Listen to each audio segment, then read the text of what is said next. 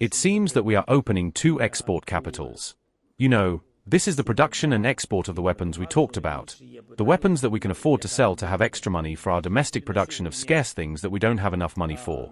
For the first two capitals, this has been decided at the level of the companies that will be in production, as well as at the level of the states.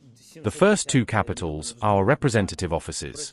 Berlin will be there, Copenhagen will be there this year. We're talking now, even no one will expect it. It's not about repairs, etc. Yes, Alexander Komishin is in charge of the issue of how all this will be legally opened and contracts with Europe will be developed. He will represent Ukraine's exports on the European continent.